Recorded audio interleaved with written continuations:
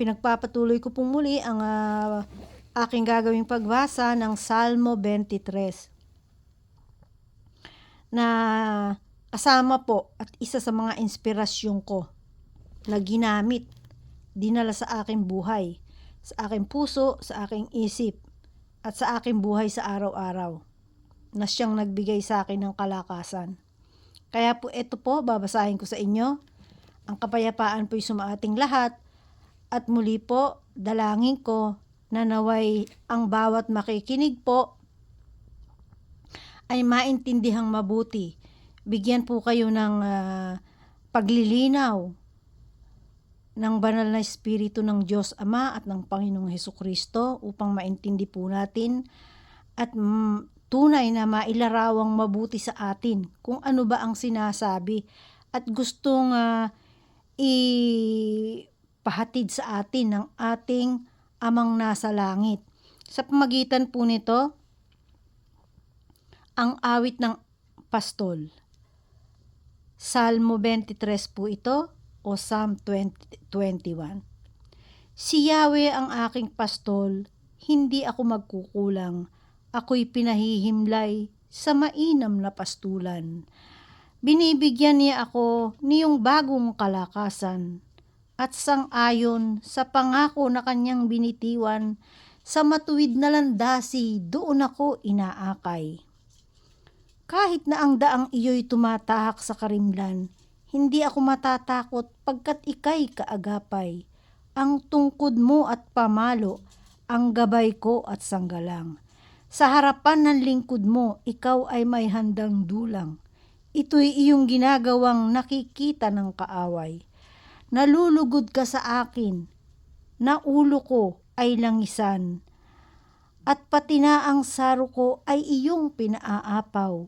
Tunay na ang pag-ibig mo at ang iyong kabutihan, sasaakit tataglayin habang ako'y nabubuhay. Doon ako sa templo mo, lalagi at mananahan. Kaya po ito, isa pa rin po ito sa nagbigay ng inspirasyon sa akin, nagbigay ng kalakasan. Kaya po ito'y ibinabahagi ko sa inyo. Lahat po ng mga ginamit ko sa aking buhay na pampalakas, na salita ng Diyos, na tunay na sa bawat may mai-encounter ako na panghihinaan ka. Pero dahil gusto mong makasunod, lagi ko pong dinadalangin sa Diyos na ayoko po na makagawa ng ikalulungkot mo. Kaya sa pamagitan po ng iyong mga salita, inaangking ko po ang iyong pangako.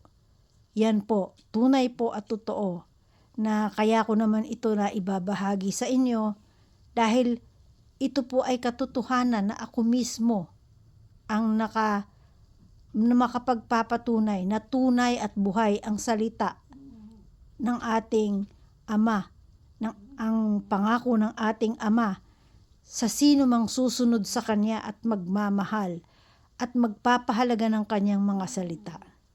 Kaya po mga kapatid, kaibigan, kapwa, kamag-anak, kaklase, o kung sino man po na aking mga kamag-anak sa buong mundo, saan man kayo naroroon, mga angkan ko, lalong-lalo na nasa Pilipinas, hinahangad ko po na nawa ay bigyan kayo ng higit sa sapat na kaunawaan dito mismo sa salita ng Diyos.